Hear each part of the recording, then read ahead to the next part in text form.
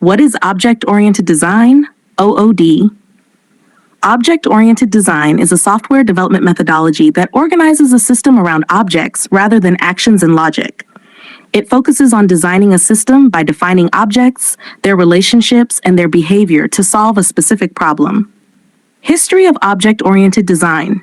1960s, the concept emerged with Simula, a simulation programming language, which introduced the notion of objects and classes. 1970s, 1980s, Alan Kay developed Smalltalk, emphasizing object-oriented principles. 1990s, object-oriented design became a mainstream paradigm, adopted in C++, Java, and other languages. Modern era, advanced tools like UML, Unified Modeling Language, and patterns like MVC guide OOD practices. Advantages of object-oriented design.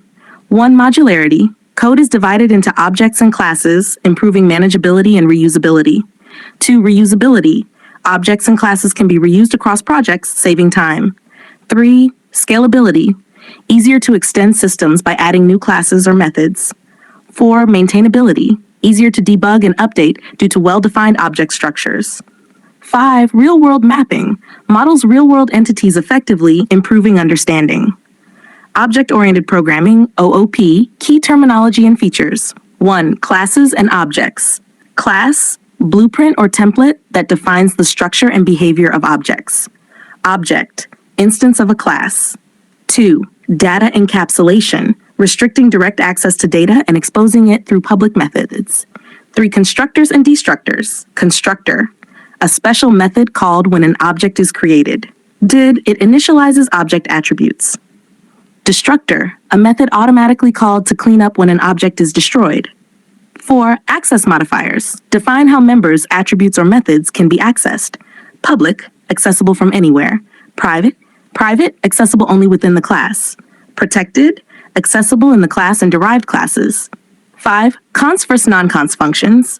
Const functions do not modify object attributes. Non-const functions can modify object attributes. 6. Static data members and functions, static members, shared by all objects of a class. Static functions can be called without creating an object. 7. Function overloading, defining multiple functions with the same name but different parameter lists. 8. Operator overloading, redefining operators to work with user-defined types. Identification of classes and relationships. 1. Composition. Objects are made up of other objects, e.g., a car has an engine. 2. Aggregation, a weaker form of composition where objects can exist independently, e.g., a department has employees. 3. Inheritance. One class inherits properties and behaviors of another. 4. Multiple inheritance, a class inherits from multiple parent classes. Polymorph interface to be used for multiple implementations. 1. Compile time polymorphism, achieved via function overloading and operator overloading.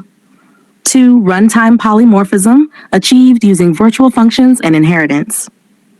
Abstract classes and interfaces. Abstract classes cannot be instantiated, contain pure virtual functions. Interfaces define a contract that classes must implement. Generic programming, concepts. Generic programming allows writing flexible and reusable code that can operate with various data types. Function and class templates. Function templates write generic functions that work with any data type. Class templates define generic classes. Standard template library STL, a library of pre-built generic classes and functions in C++.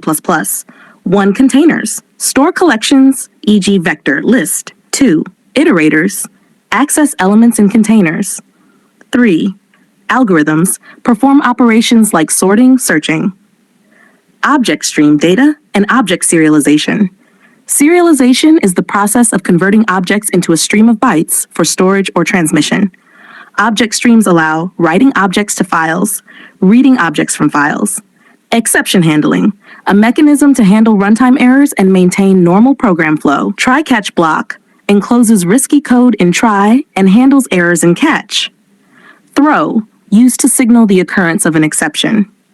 Finally block, executes cleanup code regardless of whether an exception occurs. This detail